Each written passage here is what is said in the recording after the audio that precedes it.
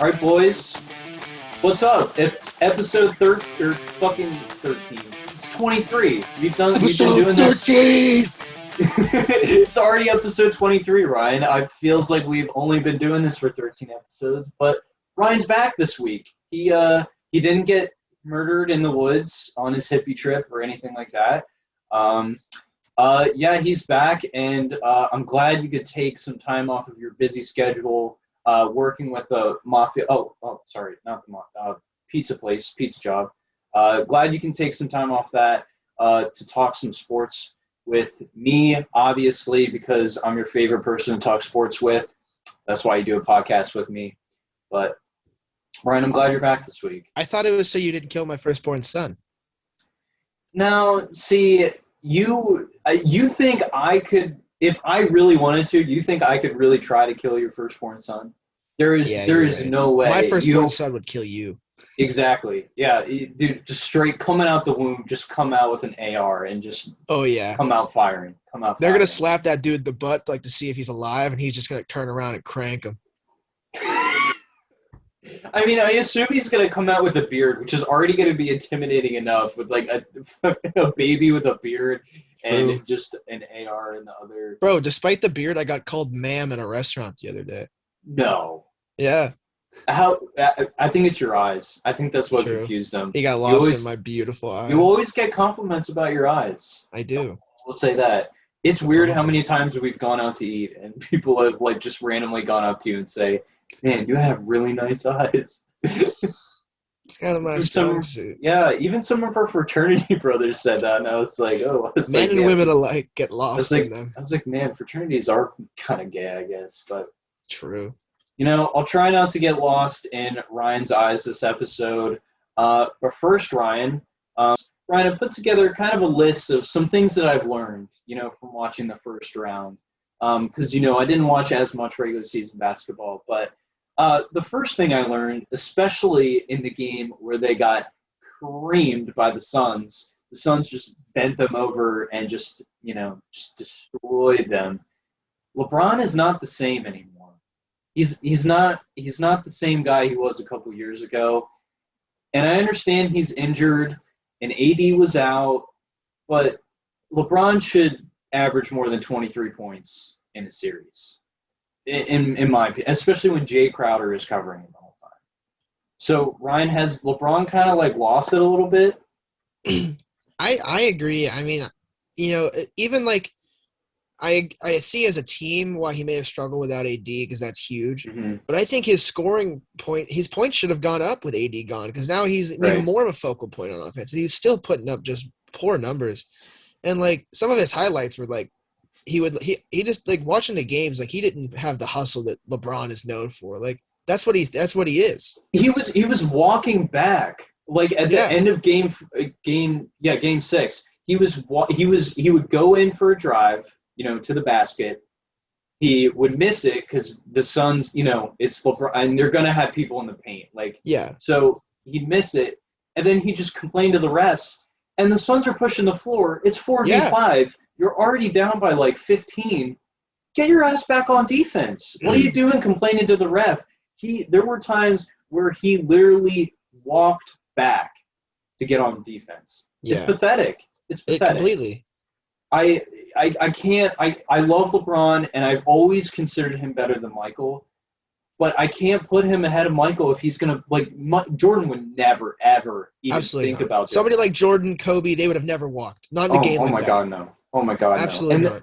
Yeah, and it's like it just shows I don't think it should have too much of an impact on, you know, the GOAT conversation, but it's got to be part of it.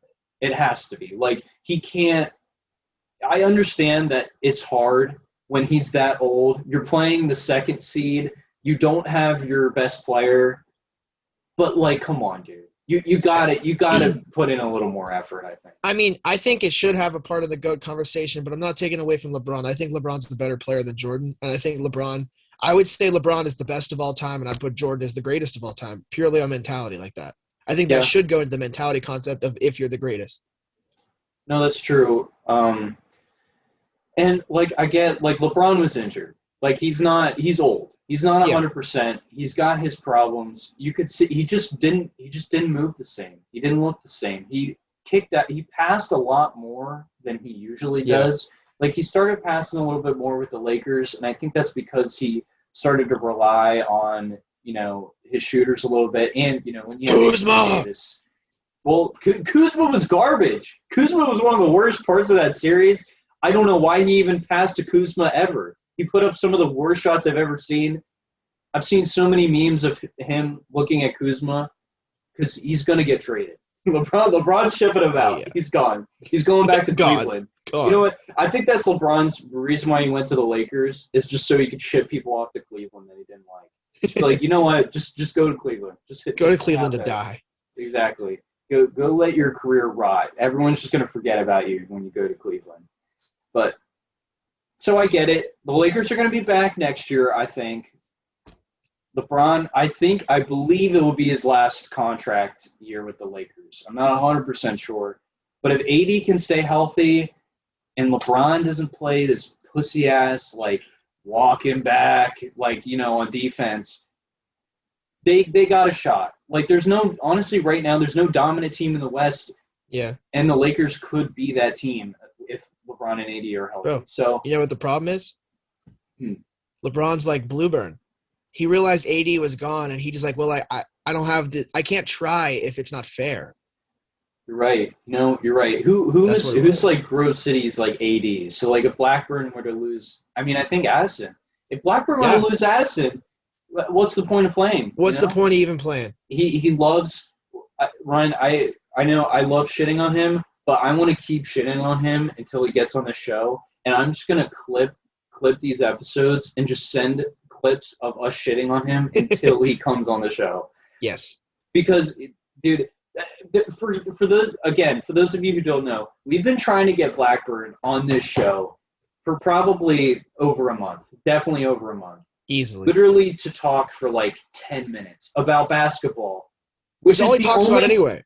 This is the only thing he talks about. You would think he would want to come on a podcast where he can just talk about basketball. We're giving him an excuse to be the worst. Exactly. We're giving him an outlet. He has a group chat where basically he's the only one that says anything, and it's just him ranting in the group chat, and no one replies. This podcast is a way for him to vent, to outlet, so he doesn't have to. But he's just being a stubborn little Jew boy. Could be his fear of technological devices because it's not a moto recording him.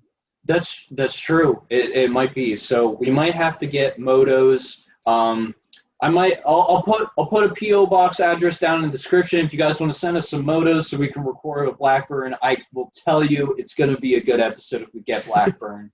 Another thing I learned, and I think some people might be a little mad at me because I've definitely said this before, but Dame is amazing. Dame is the most clutch player in the world. He's a top 10 player, superstar. I love the guy. I don't know how people say that he's overrated because he's not.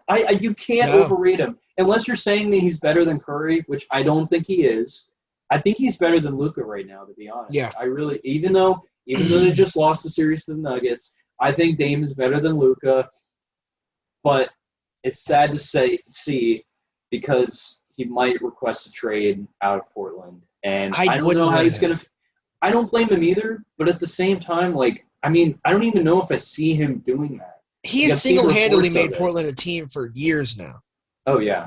He's an absolute animal, and there's just no one else on the team with him.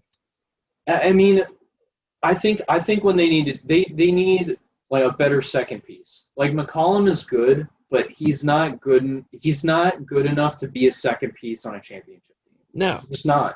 I'd love to see Portland build around him because I think he's a staple of that team. Oh, yeah. But if they don't, he should leave. Because I was watching that game, I think it was game 5 against the Nuggets. He had 47 going into the last couple seconds. Or no, he had 40. He had some crazy like that going into the last couple seconds. He hits the game tying shot to send them to overtime while the clock winds down. Okay. Goes into the first overtime. They're down most of the first overtime. They come back in the last minute. He hits another buzzer beater to send them into second overtime. He finishes with 55 points, Dude's and they disgusting. still lose. Yeah. It You're never going to win amazes me championships with that. But, like, how do you not? How do you not win a championship with a guy who's putting up 55 points? And he shot, like, I swear he shot 70%, 75% from three. It was absolutely ridiculous. Gross. And he wasn't able to repeat it in Game 6, because it's very hard to repeat, obviously. It's 55 points on, like, Unless you're 75%. Wilt Chamberlain, you're not doing that 2 nights in a row. Exactly. So I would hate to see him leave the Trailblazers, but, he might. And the Trailblazers would get a hell of a trade package for him because, like I said, I think he's a top 10 player in the league right now, and I'm sad to see him go out in the first round because I was rooting for him in that series. But, I mean, I'm glad the Nuggets get to go. They kind of deserved it, with losing Jamal Murray. I'm glad to see they're still, winning. Michael Porter Jr. has done a great job, coming up in that second player role. So we'll see what Dame and the Trailblazers' future is, but I think Dame will stay because he is a very loyal player. So, yeah. Ryan, the last thing that I have that I learned from the NBA playoffs was if Devin Booker continues to play like he played in the last 2 games of that series with the Lakers, the Suns are going to the finals. Absolutely. I want to say he had 20 – I think he had 22 points. He had almost 20 points in the first quarter of both Game 5 and Game 6. Yeah. He could not – he had like 47 in Game 6. He could not miss. He made me speechless. He really did. Like, if Booker – like, Chris Paul didn't have to do anything. I mean, I know he's injured, so he couldn't really do anything anyway. Yeah. But if Booker is playing like that, I don't see a team that can beat the Suns. I think Booker's one of the most underrated players in the league. He is so good when he's hot. He is, and he can shoot it obviously from anywhere. Can create his own shot. He's not the greatest defender. He's not the greatest passer, but he doesn't have to be because that's what Chris Paul is there for. Exactly. That's a great duo right there. It is, and it's like that. Like the Suns team is a great example of. They don't have a superstar that can do everything, but they have stars that can, make the complete package of basically LeBron, a better LeBron almost because it's, more players. So I think that didn't really make any sense, but I'm still going to go like with the it. Autobots. Yeah, but they win. But they win. Yeah. Unlike the Autobots, they usually Power Rangers. The Power Rangers. There you go. The Suns are the Power Rangers. The Suns are the Power Rangers. How can anybody beat the Power Rangers? They aren't. The Jazz aren't. The Jazz don't got it. The Clippers look like they're going to go out in the first round. They're playing Game 6 as we speak, and Luka's probably going to score 60 in their face tonight. Okay, who else is left? The Nuggets? You think Jokic is going to be able to beat Booker? No way. No way. So I think the Suns are going to take the West if Booker keeps playing like this. So those are kind of the things I learned from the first round of the NBA playoffs. We will see what happens in the second round. Hopefully the Sixers just dick Trae Young and the Hawks. Hopefully Embiid can come back. No. But we will see what happens. But Ryan, we will talk about some football because I know you're not the biggest basketball fan, so we definitely have a decent amount of football stuff to talk about today. And I know we've mentioned this before, but my first topic is who's going to sign Richard Sherman. He's still a free agent somehow. The Shermeister. He's still out there. Who's going to get him? The fear is those injuries. He came off that. He only played 5 games last year. I know, but man, that intensity, that trash talking, I bet half his salary is probably just paid for how good of a trash talker he is. You're not wrong. Just buy him as a heckler. Don't even play him. Exactly. Dude, I wish teams had that just like trash talker. And then, dude, that way NBA teams could get Kevin Garnett back in the league. Terrell Owens would come back. Oh, dude, man. There'd be some – that would make the game so much more interesting. Imagine just having them mic'd up. Professional heckler. Dude, not even have commentators. Just have a heckler from each team just going back and forth. Yeah, instead of mascots, you have hecklers. Exactly. See, we just made the NFL better. $1 billion idea right there. So TM. if Richard Sherman isn't going to be the heckler for a team, he's a great zone corner option. I know he's older. I know he's injury prone. But who do you see getting him? Who do you see going after him? I've heard a lot of talk with the Jets, and I could see Richard. I know because Richard Sherman himself isn't one of No way he's going to the Jets. No way he's putting himself in that situation. That is his old defensive coordinator, and he talked him up a lot. That's the only reason I could see him going there. I know he would hate it there. I know he would. Well, because like it's taken this long for teams to even talk. Like, he's not talking to that many teams. No. So, in all honesty, it could happen. If he gets, like, just desperation calls. It's a backup plan. I think it's a backup plan. He realizes, he's like, August rolls around, he's like, oh, shit. It's like, I kind of need a big – I can't sit out because of COVID because that's not really a thing anymore. I'm too good to retire. I guess the Jets is my only option. Yeah, that's what I'm saying. Okay, all right. I think it's a backup plan. Again, I think we would both want this. We need the Steelers to get him because we lost Mike Hilton and we released Steven Nelson, so we do need corners. So throw Richard Sherman in there next to Joe Hayden. That would make me feel a lot better about our secondary. But I think the team that needs him the most is the Cowboys. I don't know why no one is talking about Sherman going to Cowboys. Absolutely. It's a big market for him. I think he would like it there. He would love the Cowboys. And they missed out. They got fucked in the draft. Like, the Eagles and the Giants were just like, you know what? We don't even care how these players turn out. We're just going to fuck over the Cowboys. Okay, we're not going to let them get a corner. They're not getting one. And they didn't. They had to get Micah Parsons. Don't get me wrong, still one of the best defensive players in the draft. Had to get Micah Parsons. I think he'll be great. But they didn't get corners. They got to get Richard Sherman, I think. It makes the most sense. I think that would be the perfect fit. And it's a team that he could see himself being a dick on because they're a big-name team. Like, they're known for limelight team. Yeah. Well, and they're the Cowboys. Everyone already hates him. Everyone hates the Cowboys. Everyone hates Richard Sherman. He loves that. I think he loved that when he was in Seattle when, he punched a baby just for fun, just to be hated. Exactly, dude. He probably. But I also have heard reports of him maybe coming back to the Seahawks or the 49ers. Yeah. Which 49ers could still use him, I think. They still got a good defense, but Sherman would, kind of solidify that. And the Seahawks lost Shaquille Griffin to the Jaguars of all teams. Is he the dude? So they need to replace him. Or is he the other one? No, he's the other one. The dude with the one arm he's the linebacker. Is that Shaquille? Yes, I think it's Shaquille. One of them Shaquille or something. I don't know. Shaquille and Shaquille. One of them is on the Jags. Okay. One of them plays corner. All I know is they're gone. So the Seahawks need to replace them. I think Richard Sherman's their guy. Yeah. I agree. I just now realize I've said that about the Cowboys and the Seahawks, but I think he'd be both. It'd be great fits of both teams. I've also heard talk of, and I think it would be a good fit for the team, but I don't know how good of a fit it would be for Sherman, is the Raiders. I do remember, like, John Gruden, like, hitting him up and being like, yo, Sherman, like, I can't do a good John. Ryan, can you do a good John Gruden? Not really. Not really. Okay. We'll get we should just have a John Gruden impersonator on retainer because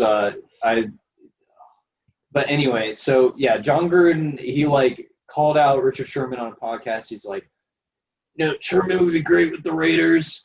You fit our system well. Our defense is kind of ass anyway. We kind of need him. And then Sherman like is on the call or something. He's like, yeah, boss, sounds great. Like, he's like basically like, I mean, he didn't deny it. And the Raiders, like, they have had one of the worst defenses in the past couple years, and they could use Sherman. A lot of teams can use Sherman, but nobody is picking him up because he's old and expensive. He is expensive. But again, that trash talker tax is worth it. It's worth it.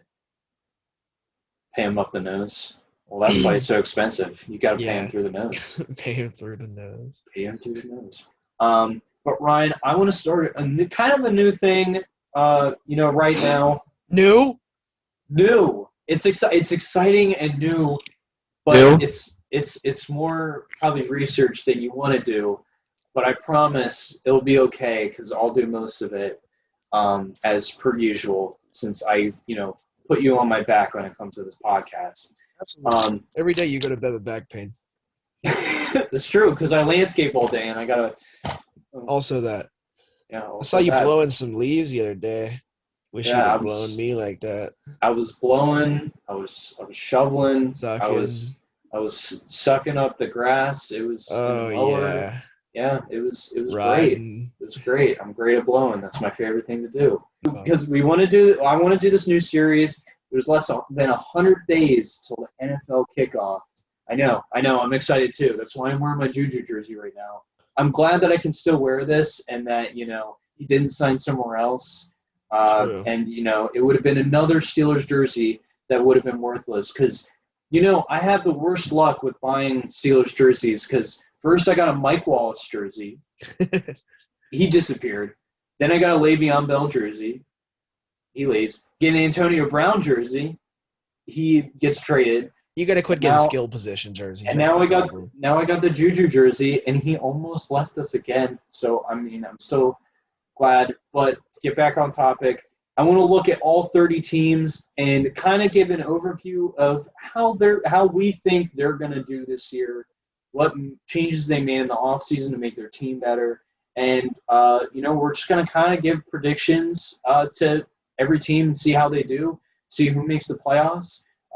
We're just going to go in the order of the NFL draft kind of picks. That was just, I guess might not have been the easiest thing. I could have just gone by division, but screw it. We're going to do it this way. It was the Jacksonville Jaguars. Yes. So the Jags, they got a new head coach this offseason, as you know, Ryan, Urban Meyer.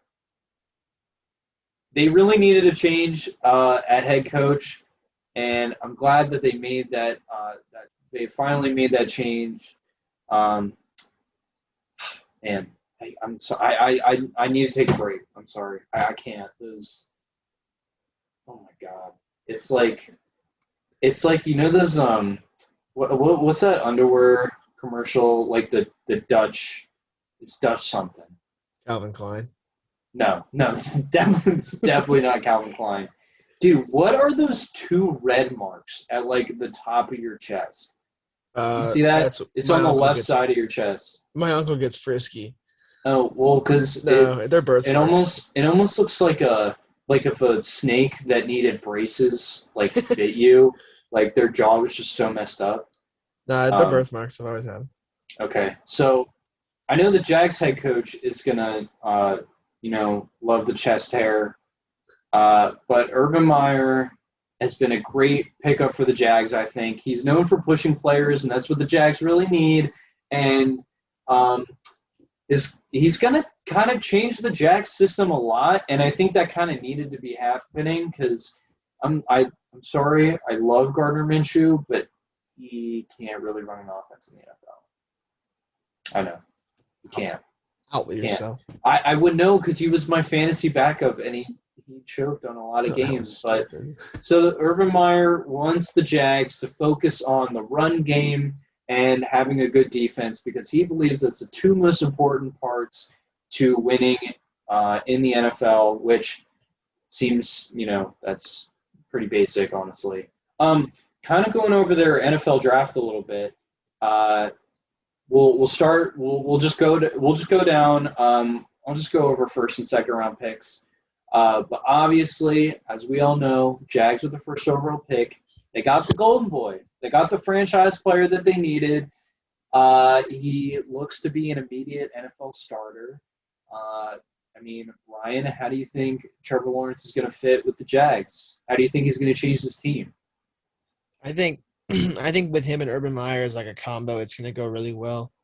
I think Urban Meyer knows how to have a player like him, how to use him to his advantages. I mean, he's a Trevor Lawrence is a big guy. He's got a good arm. He's not big like girthy, but he's big, tall. So he's got good that kind of Yeah, idea he's like of a player. 6'6". Yeah, he's a tall He's a dude. big dude. He's a big dude, So I and think that's gonna go well.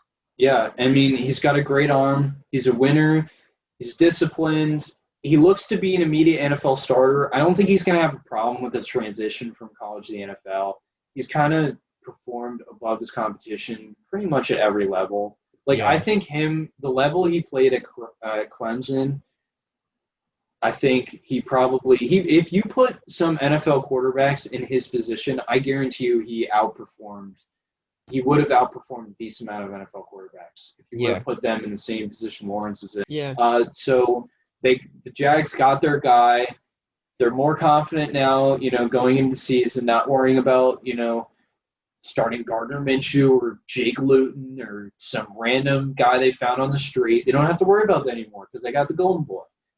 Their other first-round selection, though, was a little debatable. They drafted Travis, or is that his first name, Travis? Yes. I don't know. NTA, the Clemson running back. He's a solid running back, but kind of controversial with James Robinson having such a good season last year. It seems like the Jags have a lot more needs. So, I mean, Ryan, how do you think NTA kind of fits with the Jags? Do you think this was a good pick? I mean, what are your thoughts? I don't think this is a good pick. I don't think it was a necessary pick. I mean, it's never a bad pick to take somebody that athletic and good. I mean, you're not like going to go wrong, but I think Right. there's so many better options. The only thing I could see like really working out for them, and maybe this is because he wants that run heavy offense, is if they run something Mm-hmm. similar to the Browns where they have like Chubb kind of coming out more receiving back, but still there as a back, and or not Hunt is the receiving back and Chubb is like the harder rushing back. So Mm-hmm. maybe if they do that, because I've heard a lot of talk about them running him as a receiver more than anything else anyway. I have heard the same thing. I've heard that Urban Meyer kind of wants to play him as, like a Percy Harvin in a way where he does a lot of jet sweeps. He lines up as a wide receiver in the backfield. He's kind of all over the place. This pick makes sense. Like in my head, like I get more what Urban Meyer was thinking with this pick because originally I was like, "You're crazy." This is an insane pick. And I know people always hate when teams draft a running back in the first round. And in this situation, I think they shouldn't have. But I still get the pick, more now. I still don't think they should have made it. But I think NTA is going to be a good compliment to James Robinson. He's kind of a different back in a way that he's better at catching passes out of the backfield. And obviously he was Trevor Lawrence's teammate. And I think, honestly, that might be why they picked him more than anything. So I think this pick was more to appease Trevor Lawrence than meet the needs of the team. So I mean, we'll see how NTA kind of fits into the offense, but it wasn't the worst pick in the world. I thought it was a lot worse during draft night. But I think NTA could be a good compliment with James Robinson. But the Jags, their second round pick, they picked Tyson Campbell, a corner out of Georgia. He has a very high ceiling. But Ryan, I mean, do you think the Jags really? I mean, how does he fit in? Because they got Griffin from the Seahawks over free agency, and they got C.J. Henderson last year in the draft, and he looked pretty good up until his groin injury. So Yeah. is Campbell the third corner there? Does he fit in with the Jags? Or I think didn't get this pick as much. I think maybe he can sit in well at the nickel package. I mean, if you kind of picture what the Steelers did with Mike Hilton, how he wasn't always playing true corner as he was more almost an outside linebacker at times. Mm-hmm. I could see if you run a 3 cornerback set that way, how that could be a nice pick to have. Because, I mean, I loved watching Hilton come out from the edge there. And he was really good like that. Yeah. And that's why I'm going to miss him so much going to the Bengals. If you can get something like that set up, then I could see the 3 cornerback, like 3 solid cornerback kind of thing. Yeah, it makes sense. And it seemed like Urban Meyer liked a lot of the guys that had a lot of they had a lot of potential going into college, or they had a lot of hype. They were a highly ranked prospect, and they kind of not like went away, but they lost some of that hype a little bit. He was Patrick Surtain's teammate in high school, and he was like the second recruited corner, but he obviously wasn't the second corner picked in this draft. I still think this is a good pick. He has a high ceiling. I think Campbell kind of completes the Jags, kind of corner core. And I think, honestly, now that I think about it, it's probably even a better pick because you don't know if Henderson's going to get hurt again. Like, you don't know how injury-prone he is. So it's always good to have, that assurance. But with their other second-round pick, they went with an offensive lineman, which, it kind of made sense. I mean, obviously a part of James Robinson's great season was the offensive line, so maybe it wasn't as much of a need. But, Cam Robinson, their starting left tackle, he's going to hit free agency after next year, and he hasn't been amazing, but he's been solid. So there's going to be a lot of competition for him. So I think this is a really smart pick, and it really helps Lawrence. I agree. I mean, with a guy like Trevor Lawrence, obviously he can get away from pressure, but if you can protect him, you're going to be unstoppable. I mean, you give him that time. Yeah. So that was kind of the overview, I guess, of their NFL draft. I kind of want to look into their offense a little more. So obviously Urban Meyer, he wants more rushing attempts. They were 29th in total rushing yards last year, which is pretty pathetic. But if you have the first overall pick, I guess, you're going to have those kind of numbers. They had the 5th worst overall offense in the league. So Trevor Lawrence is obviously going to help that out a lot. They got a lot of weapons for him over the offseason, including the biggest pickup, Marvin Jones, which I almost forgot the Jags signed him. So their receiving core right now, Ryan, is DJ Chark, Marvin Jones, Chenault Jr., and my boy. You got Tim Tebow at tight end. True. The teams. So, Ryan, yeah, I was going to say, what do you think of that receiving core? Do you think that's a good enough receiving core for Lawrence, or do you think they kind of need – how do you think this group is going to do? Because Marvin Jones' numbers are probably going to drop because I don't know if he's the number – who's – honestly, all right, we'll start with that question. Who's the number one receiver in that group? Who do you think is going to have the best season out of those guys? I think DJ Chark is the number one receiver out of there. Okay. Did you see Urban Meyer was picking on him? Yep. Yeah, I saw that. He was picking on him. He's like, he's not big enough. He put on 12 pounds. Bigger. Yeah, I was like, damn, dude's just bullying him until he becomes Julio Jones at this point. Exactly. But, yeah, I'm going to agree with you. I think Chark is going to be the number one receiver, especially having, experience with the offense. Marvin Jones is going to take a backseat, I think, this season. Chenault Jr. kind of had struggle with some drops. Chenault's an animal, bro. He didn't really have – I know, but he's not good after the catch, though. He's not the great. I watched him in college. I'm in love with him. Like, I watched him in person in college because I went there when he played. Oh, shit. You're right. Yeah, you're right. Dude is a beast. Saw him on campus a couple times. Dude is a beast. I think he'll be a great slot option. Trevor Lawrence has got, for going number one overall, he's got a pretty decent receiving core going in. It's not usually like that. It isn't. And, he kind of has Tim Tebow as – it's weird enough. It's probably one of the weirdest situations. He has a QB mentor that is also his tight end. It's interesting. So, Ryan, how do you think Tebow is going to do in this offense? I don't really know. I can't imagine he's a good route runner. I can't imagine. I feel like he's more there for blocking, to be honest. He's so unpredictable. Like, I think. Do you think that they line him up at fullback? Like that might be a better option, honestly. Yeah, I know they don't have many sets, where they have a fullback lined up, but hey, they're going more run heavy. Why not give Tim Tebow some fullback dives? Oh, yeah. Some goal line carries right up the middle. I think this Jags offense is looking pretty good, especially with their offensive line being mostly healthy. What's up? Do you think Tebow can take a back seat as a leader on this offense? I think he can, and here's why. I know he's been out of the league for a while because he decided to take the Michael Jordan route and try a little bit of baseball. Even though he didn't succeed at the first sport, he's going to try another sport that he didn't succeed at. Even less. Well, you know what? You know what? I shouldn't say didn't succeed. I mean, he did his thing. He tried. He did okay. Like good effort. But he's back to the NFL.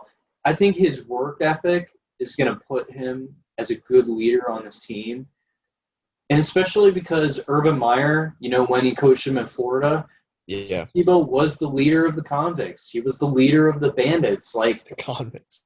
I mean, Tim Tebow is a natural leader, and I think that's going to show. I mean, Trevor Lawrence obviously is going to take over this team at some point, probably some point this year. But I think Tebow is going to make Lawrence comfortable. I think he's going to make him comfortable. Yeah. So the Jags offense is looking pretty good. I think they're going to be kind of, I don't want to say maybe like an average NFL offense. Just like right in the middle there. I think. I think they'll go from fifth worst to maybe I don't know. I wouldn't say top 15, maybe right outside top 15 offenses. Yeah. But Ryan, the problem I think more is their defense. I mean, they don't have any depth defensively. A couple of years ago, they did. It's crazy. Talk about a worst to first defense. They were so bad. First to worst. They were amazing. I mean, they were the reason that they made it. Those playoff runs of Blake Bortles, and now everyone left, and they don't. How do you take Blake Bortles to the playoffs and then all of a sudden have no defense? No, right when they get a good quarterback, they're like, we forgot the defense. We don't have any defense. They don't have any depth. No. They have we talked about they got Shaquille Griffin. That was a great pickup by them. They needed that. C.J. Henderson is solid if he could stay healthy. Miles Jack is Miles Jack. He's a beast. Josh Allen is, he's decent. But besides that, they got no one. They don't have anyone. You could tell they stopped caring about defense when they got rid of Ramsey. I mean, that was they kind of had to. I mean, honestly, I can't imagine Jalen Ramsey still playing on the Jags now. God, no. I imagine the shit show with that. I can't. But I think that the Jags had second worst defense in the league, and it's going to be, their weak point. I think obviously their defense is going to hold them back. I just don't know how much. Because they got a decent linebacker core, but they are terrible in every aspect. The run, the pass, everything. I don't know what they're going to do. I mean, do you think Urban Meyer coming in is going to make the defense better? Because they didn't really draft that many defensive players. I mean, they got Tyson Campbell, but that's about it. No, they're not really putting a huge focal point on that defense. And their defensive line is not really – I mean, again, they got Josh Allen on the defensive line, and that's about it.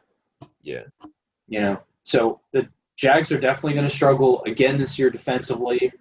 I think they hit defense hard next draft for sure.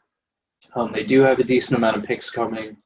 But, Ryan, the last thing we're going to do with this outlook here is kind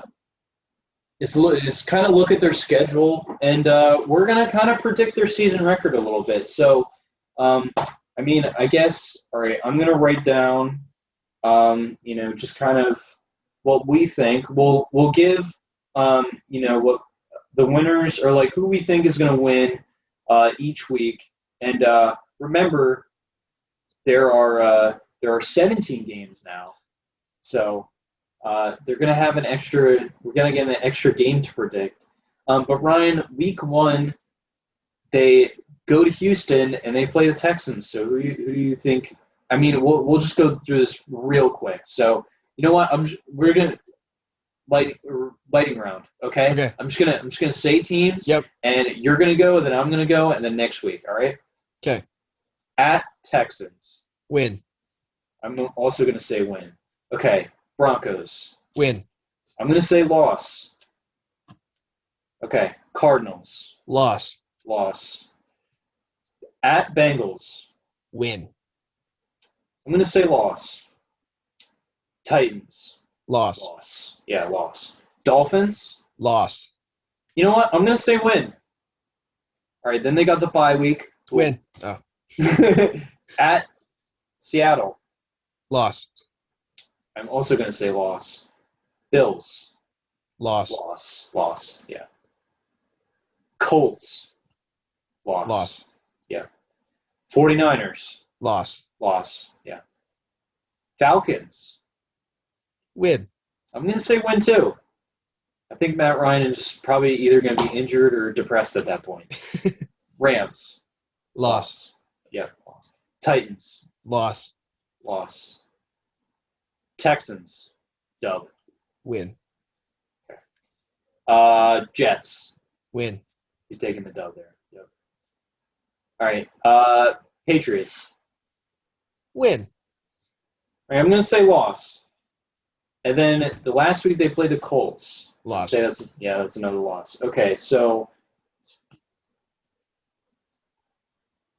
Ryan, you have the Jags going 7-10. Interesting. And I have them going 5-12. I think these are two doable records. I think they could get. I think this is. You know what, Ryan? I think we just built the perfect range for the Jaguars. The 5 to 7 what they're going to do range. this season. I think this is what they're going to be this season. Trevor Lawrence obviously is not going to be as dominant as he was in college, but I think with the offense he has, there are definitely some of these games where the defenses are not good. Yeah. And he's going to be able to take advantage of it. So I think this is the perfect range for that Jags team. So we'll see who's more right. In the record standpoint, we'll make sure to keep track of the games as they go. But Ryan, we're going to do about 2 teams an episode is my goal. We might have to do 3 but we'll go a little quicker, obviously, if it's 3 teams. But obviously the next team, the team that had the second overall pick, we got the Jets.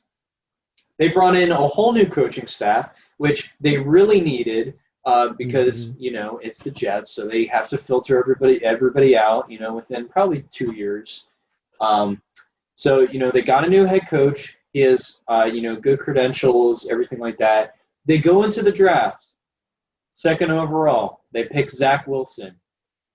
A pretty predictable pick. We kind of knew that was going to happen, but as, me and we know Zach Wilson's going to be a bust. We know. They shouldn't have picked Zach Wilson. So, we might be kind of biased here, but, Ryan, what are your expectations for Zach Wilson? I don't know if I'd go full Actually, bust. I was just going to say, I forgot that earlier you said that Wilson was going to be better than Trevor Lawrence.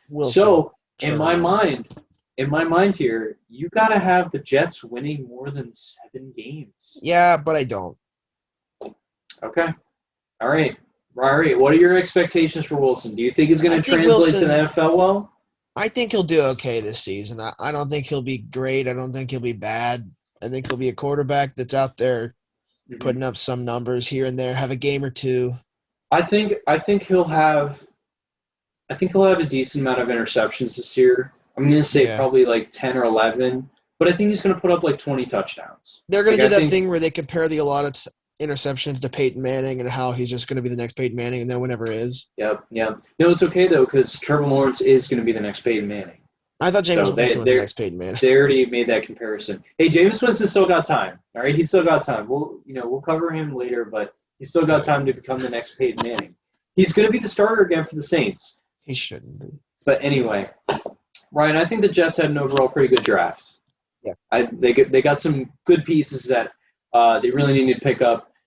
The best one, I think, was going to get that O-lineman, trading up to get him. Even though they gave up 2 third-rounders, I think Elijah Vera Tucker is going to be a beast. Absolutely. And he really solidifies that left side of that offensive line. Even though they got, Becton, who's pretty good. He was in Pro Bowl conversation last year. I think he's going to be, their left tackle for a while. Putting Vera Tucker on that left side, it could become one of the best left, sides of the offensive line in the league. So I think that was a great pick. They got Elijah Moore, who I think should have been a first-rounder, I think. He's a very versatile receiver. He's a great route runner.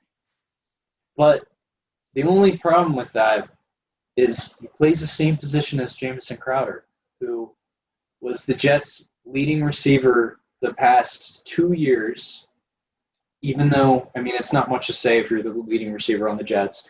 But, and he was. So, I mean, Ryan, who do you think – I mean, how do you think the Jets are going to play this out? Do you think Moore is just going to get the starting spot? Do you think they play both of them? Do you think they trade Crowder? What do you think? I think they're going to have to figure it out. I think if they maybe just kind of run them in and out in the beginning, see what works best as a team, like where you can fit everyone that's the best, just like chemistry. Mm-hmm. But then they're both good receivers that either one could do fine where they're going to be, no matter where they end up at the receiving core area. I think you just feel it out. Yeah, I think that's a good point. I think Elijah Moore will eventually take over for Crowder because I feel like I can't imagine Crowder has much trade bait. So there's definitely going to be some competition there, but it definitely adds more depth to the wide receiver core, which the Jets have not really had in years, and now they kind of do. Lastly, I think the good pick they made was Michael Carter, the running back out of North Carolina. I think that was a great pick for them. They kind of needed a running back. I love Frank Gore, but I'm sorry, but they kind of need a better running back. They do. So I think Michael Carter was a great pick there.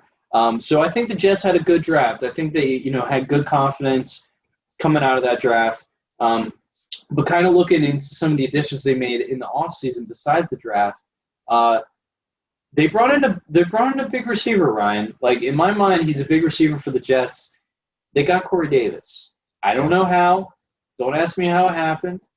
Don't know why he would go to the Jets. Maybe he wants to relive the number one receiver days when he was with Marcus Mariota. He's not going to be able to play with a quarterback as good as Marcus Mariota, though, on the Jets. But I think that was a great addition for the Jets. So, I mean, Ryan, how do you see him doing this year in his first year on the Jets? How do you think he changes this offense?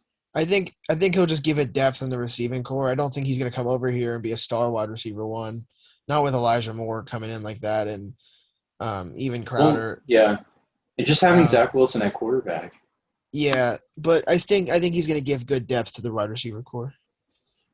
Yeah, and I mean he's going to give good depth. He's great outside. He's the deep threat that the Jets haven't had in years and really need. He's only had one really good season, and that was obviously last year. He almost had 1,000 yards. He was averaging 15 yards per catch. So I think this is a great get by the Jets. It wasn't a huge contract, but they kind of needed it. So I mean the Jets, they got a pretty decent wide receiver core coming in. They got Corey Davis, Denzel Mims, Jamison Crowder, and Elijah Moore. So I think this is going to be a good core. For Zach Wilson. Obviously he's got, Elijah Vera Tucker on the line. So that left side is pretty solid, but the right side, it's not as good. They're injury prone. They don't have as good of a year. So I think the Jets are definitely going to struggle in the run game when it comes to their offense, for sure. And I think that's going to put more pressure on Zach Wilson throwing the ball. He's got the receiving core to do it. I don't know if he's going to be able to, make those passes, though. I know he's good on the run. I know he had a 74% completion percentage. I know he comes prepared, but he's never played in the NFL. But he's also never played with NFL receivers. Exactly. Yeah, I know. But he's also, we could play this game all day, but I think Zach Wilson's going to have a lot of pressure on him because the run game's not going to be there. Yeah. Michael Carter's good. He's good. Don't get me wrong. He's tough. He's physical. I just don't think he's going to be able and come out and be a reliable running back for them. I don't see it happening. Because the Jets' offensive line, the left side's good, but the right side's lacking a lot, and that's one of their weak spots. And I think the Jets are going to kind of struggle there. It is half the line. So, Michael Carter can only run to the left so many times. But Let Frank Gore run to the right. Yeah, let Frank Gore run to the right. Just basically just push the offensive lineman up the field. Try run to get to behind the him. line. Hopefully. Exactly. So Ryan, kind of looking at their defense. Obviously, like the Jags, I think they'll have a better offense than defense this year. But their defense, I think, has more pieces than the Jags does. I think that they have a better defense. They were bottom 10 in the league last year. They were fifth worst pass defense. And that, that reminds me that the one thing they didn't do in the draft was get corners. They kind of did need corners, and they didn't really meet that need. But, Ryan, I will say the good part about the Jets defense is that defensive line. Oh, yeah. They do have a really good defensive line. They picked up Carl Larson over the offseason. They already got Quinnen Williams there. He's a really good piece. So that Jets defensive line is going to kind of have to carry that defense. They're going to have to dominate. And also they brought Marcus May back, who is a really good safety for them, top 10 in the league in my opinion. He'll really be helping out those corners because they'll need him. So Marcus May has to stay healthy if this Jets defense is going to do anything, because he's really the only good, guy in their secondary. And, Ryan, just one more note about their defense is, I don't know if you remember, but C.J. Mosley is on their team. And, and he used to be a pretty annoying running back for the Ravens. He was pretty good for them. He had some good plays against the Steelers, and I definitely remember them. But his Jets career hasn't been, as good. He's only played 2 games for the Jets in 2 years. He sat out last year because of COVID. So they're bringing him back. He doesn't have the best reputation, obviously, with the coaching staff and the city because they gave him a record-breaking deal and, he hasn't played. So, Ryan, how do you think C.J. Mosley coming back is going to change this defense? I don't know. It's going to be weird coming out of, not playing really for that long. I feel like it's going to be weird chemistry, but obviously, he can be a player that can make a big difference. Yeah, I think the Jets will finally have, kind of a leader on the defensive side. Yeah. I think they really, were missing that last year for sure.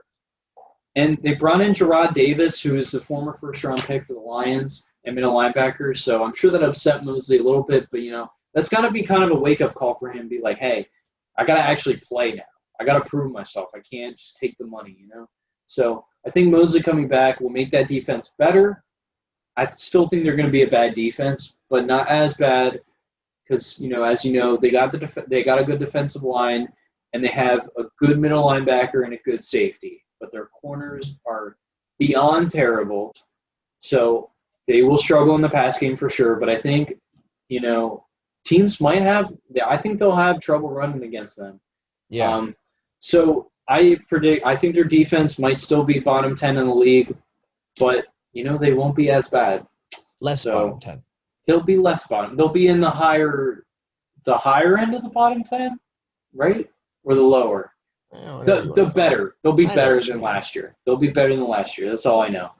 So, Ryan, we're gonna run through the schedule again as I write down. I'm trying to run as I write down 1 to 17 on this piece of paper, which I probably should have done beforehand. You're so unprepared and stupid. I know. I just wrote a 7-page document for nothing. If you weren't so hot. All right, Ryan. Okay. I did not realize this until now, but first week they play the Panthers, which will be very interesting since it'll be against Sam Darnold against Zach Wilson. I've never been excited for a Jets game, but this one might be a little bit interesting. So, week 1 at Panthers, who you got? This might be the hardest one of the whole schedule. It's 2 mediocre quarterbacks facing each other with less than mediocre defenses. I'll go with the win. Okay, you're gonna go with the win. I'm gonna go with the loss. I'm gonna go with the loss there. All right. Patriots. Loss. Broncos. Loss. I'm gonna say win. Titans. Loss. Loss. Yeah, loss. At Falcons. Loss. I'm going to say loss too. All right, then they got the bye week, so that's a dub. Then at Patriots, again. Loss. I'm going to give them the win. Actually, hold on. I'm gonna make a change. I'm gonna say they're gonna win in week 2 against the Patriots when they're at home. Okay. But they're gonna lose in Foxborough. Okay. Okay. I like that. Right. Then they play the Bengals in week 7. Who you got there? Win. I'm gonna say loss. Colts. Loss. Loss. Yeah, loss. Bills. Loss. Loss. Yeah. Dolphins. Loss. I'm gonna say loss. Texans. At Texans? Yes, it's at Texans. Loss.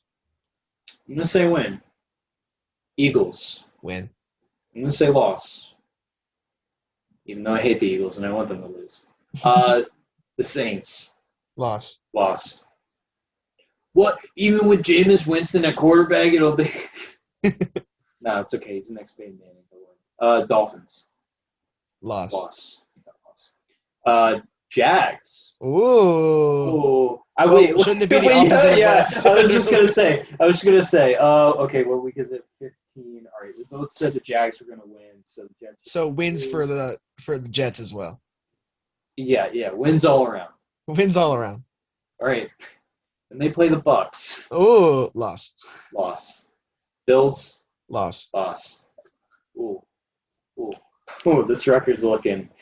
Oh, okay. What, 2 right. or 3 wins? Ryan, you got them at 3-14. I also have them at 3-14, but separate weeks. So separately 3-14. The Jets have kind of a tough schedule, to be honest. I mean, they got to play the Patriots twice, they got to play the Dolphins twice, and the Bills. I mean, the Patriots, I think, are going to be a playoff team this year, so that's 3 playoff teams in their division. 6 times. They also got to play the Saints and the Colts. They just have a hard schedule. Yeah. I think they're going to be better than this 3-14 record. They're going to play better than it, but they just have a tough schedule. I don't see them getting more than 5 wins. I don't see it happening. So we will see them definitely in the top 5 draft picks next year for sure. We'll see if they already go with another quarterback. It might happen, Ryan. We don't do my boy Zach like that. Maybe Spencer Rattler will go back to the Jets. Don't do my boy Zach like that. Don't do my boy Zach like that. All right. I'll give him a chance. All right, Blake Bortles is the only option that can come. We'll give him the Sam Darnold timeline where he's got 3 years. All right? Exactly. He's got 3 years to make the Jets a mediocre, 8-9 team. 8-9, baby. That's it's almost like how do you, as a quarterback, do you go in thinking it will be a success if I make this team 8-9 in 3 years? I think in 1 year it'll be success if he wins more than 4 games. Yeah, that's true. Well, because the Jets, they won 2 last year. Yeah. Yeah, he's a rookie. Yeah. If he wins more than 4 games, he did well this season, I think. You know what? All right. I will probably forget that I said this, but I will try to remember to the best of my ability. I will do a Zach Wilson jersey giveaway if he gets more than 4 wins this year.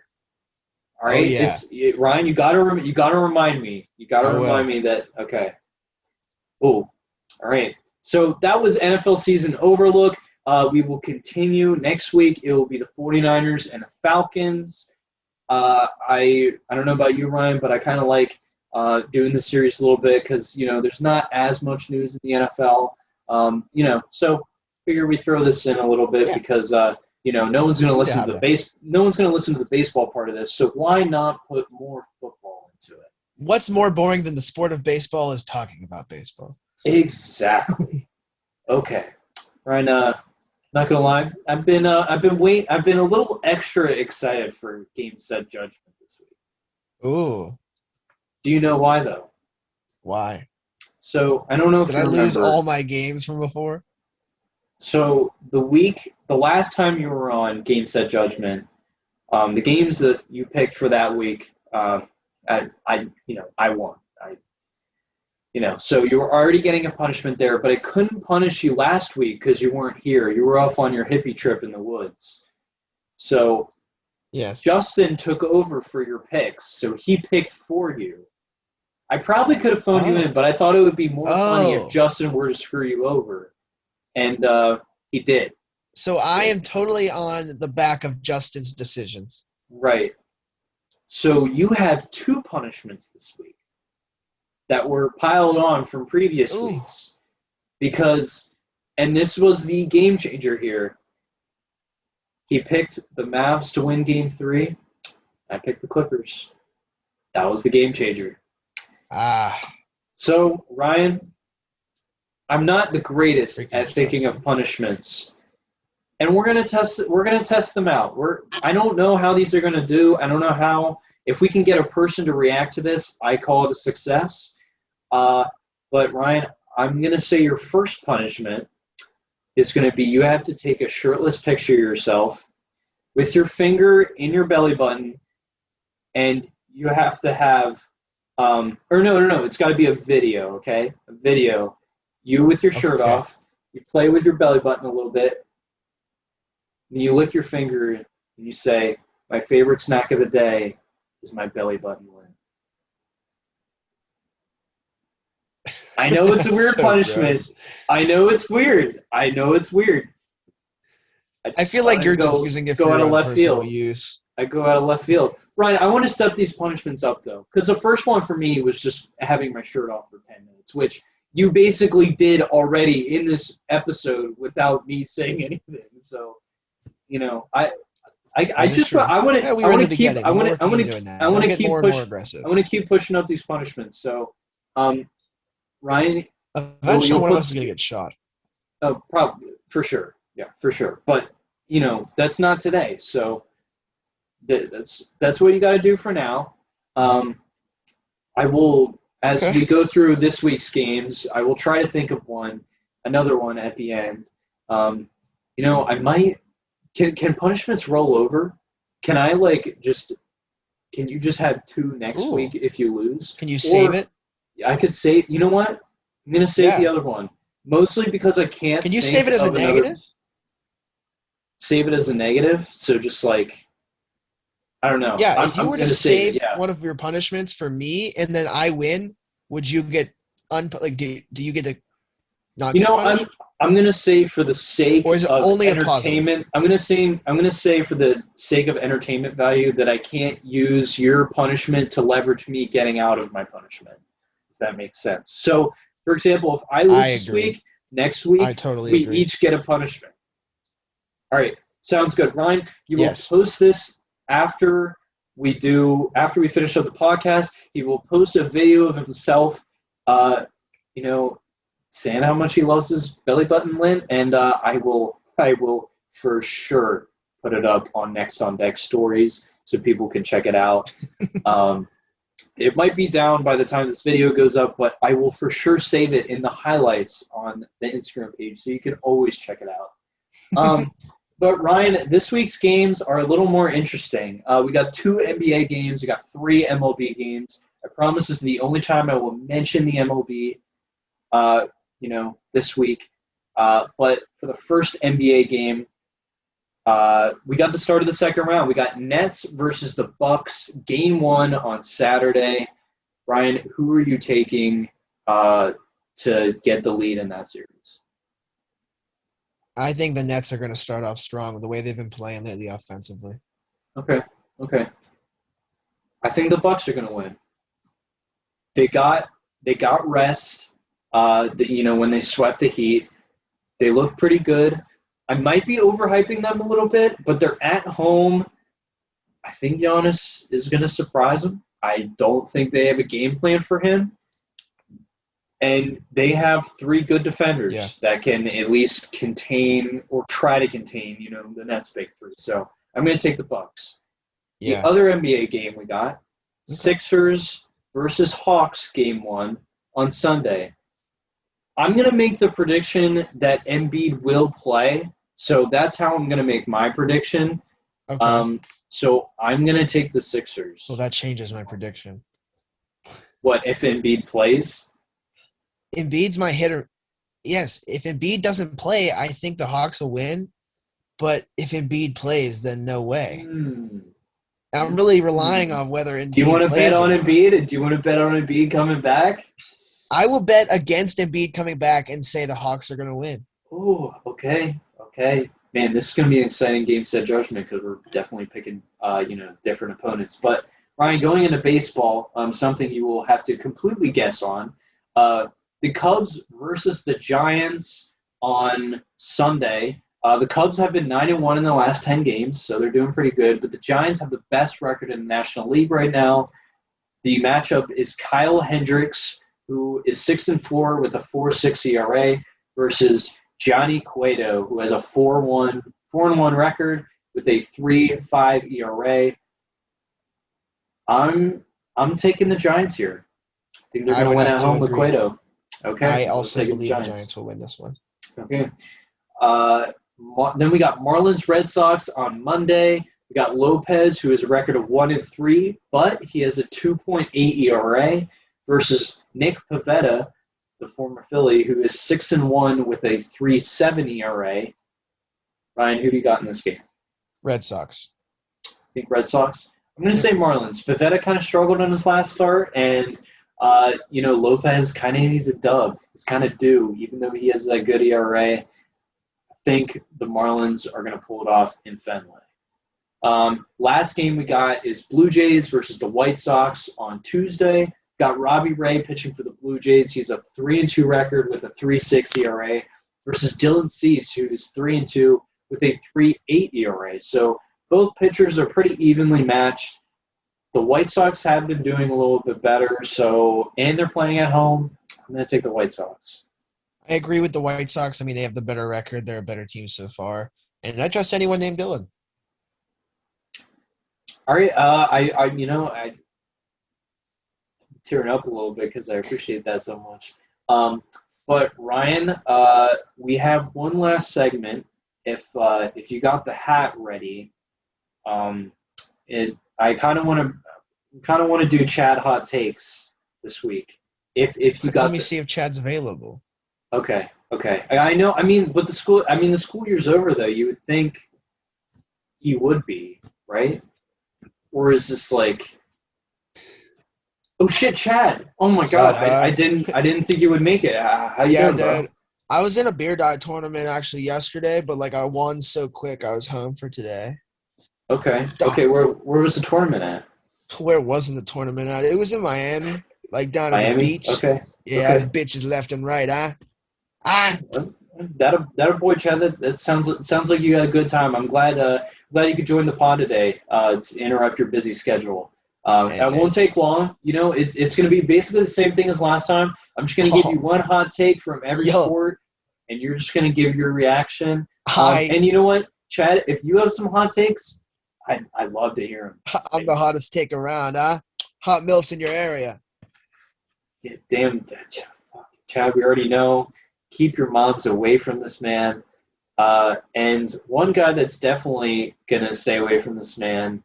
Actually, that doesn't make any sense. Fuck it. All right, Chad. First take I got for you. The NFL. I'm pretty sure. I know Ryan's a big Steelers fan. I don't know if you are. But a lot of people are predicting that the Steelers are going to be last in the division this year. I know they've lost some offensive line pieces and defensive pieces, but I think Big Ben's going to lead them to a winning record. I think they're going to finish second in the division this year. Whether they beat the Ravens or the Browns, I don't know, but it's going to be one of them. What do you think? Yeah, dude, I totally agree. I mean, my man Big Ben, if he's not cornering you in a bathroom, he's winning games. That's my boy. So he's out there doing good. True. And I think Juju the top back. 3 in that division are solids. Juju, TikTok boy. Juju's going to go off. Juju's going to go off this year. I feel it in my balls, Chad. I think you do too, for sure, because you definitely got some strong ball feeling. Dude, I can feel your balls too. That's no doubt. Exactly. Yeah, I always know how your balls feel. All All right, Chad. We're gonna And your mom we'll knows how my do balls feel. Chad. That hurt. I don't know if I'm gonna be able to. I'm gonna get through these last two. Okay, I'm gonna pretend you didn't say that. Don't walk into the butcher shop if you can't catch the ham, slick. What? Chad, are you okay? Are you on something right now? I'm All right, always on something, man. High on he's, life. he's probably on peyote or some shit. But I'm tweaking, Chad, dog. we're gonna do a quick MLB take. I think, and I know you don't know much about baseball, but just hear me out. I think the White Sox have the best rotation in baseball. Oh, you mean Lucas, Dallas, and Lance? What you knew some of them. You named some of their first names. You might, yeah. I'm talking about Lucas. I'm talking about Lance. I'm talking about Dylan. I'm talking about Dallas. I mean, how can you not have the best rotation with that line of names? I think they got it. Absolutely. I think they're better than the Dodgers. Dude, they're solid. Every single one of them had Cy Young awards, bro. Like votes. Cy Young award votes, not the awards. Okay, well, But in my book, a vote's an award. There's a lot of pitchers that get, a vote or can get a vote. Yeah. Have you had one? Well, no, because I'm not a pitcher in the MLB. Where's your I know vote? you haven't. No, I know you haven't either. You can't. No, don't try to pull that on me because I know you, Chad. Yeah, I know that's what you're trying to do. Dad. Dude, my dad's had one. All right, don't worry about it. That ain't shit. Okay. It's getting cleaned right now. I can't show you the award, but he has it. Yeah, because it's not real. Dude, no, it's getting clean. My maid's cleaning it, bro. Your dad has money, but not a Cy Young award. Get out of here. Screw you, dude. Chad, I got one more take, and then you can get the whatever fuck out. dog. Okay, all right. I think John Moran is better than Donovan Mitchell. He's performed in the playoffs. He's more athletic. He does more with the ball. I think he's better than Donovan Mitchell. My boy Jaw's a dog, bro. He's out there just making money moves. Yeah. They both play for kind of shit like markets, but Ja is making. I don't know. I mean, Donovan Mitchell did make his team a number 1 seed, but I think John Morant's a better player. I think so too. I think if John Morant was in Donovan Mitchell's spot, bro, that'd be like putting LeBron with J. Cole, bro. Are you saying that? You're saying that LeBron would be a rapper, or are you saying LeBron would take J. Cole's place, or that he would rap with J. Cole, like do a song with him? My boy Ja has the upcoming skills of LeBron, but the swag of the Cole. Okay, that makes more sense because you didn't really reference Ja Morant at all in that comparison. You kind of just said LeBron and J. Cole. And I was really confused, but I'm glad you followed, like you led me along on that track. I walked you through that spiritual journey that you and I could do together, and now when we touch peens, we can feel each other's eyes, bro. All right, you're definitely smoking some shit, and I'm not trying to have that on this podcast, Chad. So before you leave, do you got any hot takes for me? Because I gave mine. So do you got any? I know football isn't on, Chad, and I know that's like your main sport, dude, but like you can still have takes. I think. Are you just too high right now? You just can't think of it? You're too high right now. All right, that's what a high person would say. Anyway, my hot take is, and I don't really know if you call it a hot take because it's such a whack thing. Yeah? Cowboys finally won't be a bust, bro.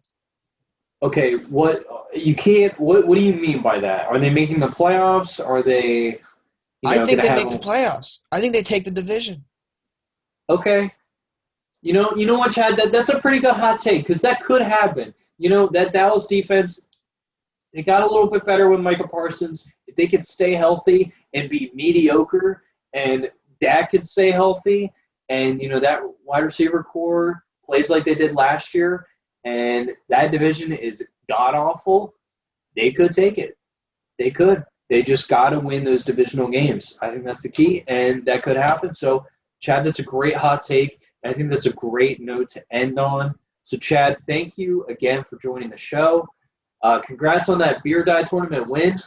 I know you got a lot more coming to you, Thanks, bro. brother. So hopefully we get more dubs on this podcast like you're getting in those beer die tournaments. So, Chad, we'll see you soon, buddy. Thanks for coming on. Dubs of the dies, dubs of the bitches. I'll see you soon, big fella. All right. Peace out, Chad. Oh, fuck, Ryan. Hey, how you doing, bud? Oh, See Chad on your way in? Heard you talk to my boy Chad. Yeah. He ball tapped me on the way out. You know how he does. Oh, okay. You kind of sore. Yeah. All right. Well, Ryan, thank you so much for joining us this week. We had some great conversations, and I hope you lose in game set judgment this week again, because it would be so funny if you had 2 punishments next week too. I might just roll them over, just like Rack keep up going. the punishment. Just keep going until like you just have like 50 10. 1 week. Yeah, exactly. So I will be looking forward to that belly button lit video. I know it's going to be super weird, but hey, I'm a weird guy. I want to see. I also, Ryan, please let us know some of the DMs you're going to get, like the reactions to that, because I know there are going to be some interesting ones. So I cannot wait. So thank you, everybody, for watching. And actually, you know what? I will say one thing before we go. Ryan, I think our show might be a little better if we have nicknames for each other, and they probably should come up organically. Ooh. Probably. Because I think, people might, recognize, like, we might be more, I don't want to say watchable, but, like, our name might get recognized or be remembered more if we come up with, like, nicknames for like Mikey and Big Bob. Other. Mikey and Big Bob? You know what? That's not terrible. Like, that's already a people, but, like, that's not us, you idiot. There's already a Mikey and Big Bob. Wait, who is Mikey and Big Bob? Is that like a radio show or something? They're a radio show. I was using it as an example because I remember their names. I don't know. They do a radio show. Okay. That's a good example. I don't think dildo is, I guess it's like a nickname for me, but I don't think it's like, I don't know. It could be. Comment down below if you just want Ryan to call me dildo from now on. Yeah, well, you know what, Ryan, we should just if you want me to use dildo, let us know. We'll just play out nicknames like throughout. So like we'll just randomly, like I'll just randomly think of a nickname, and like I'll just call you that for like one episode, and we can kind of feel them out, see what we're working with here. But if you made it this far into the video, if you got any nicknames for us that we can use that are not offensive, toward each other, I guess, but that we can use for this show, drop them down below. Gatos, I know you don't watch these, but if you do, please do not drop some weird shit like, I don't know, cheese genitals or something like that. That's not even a nickname. I just said cheese dick. Down. I know, okay, but he actually has the Instagram account named Cheese Genitals.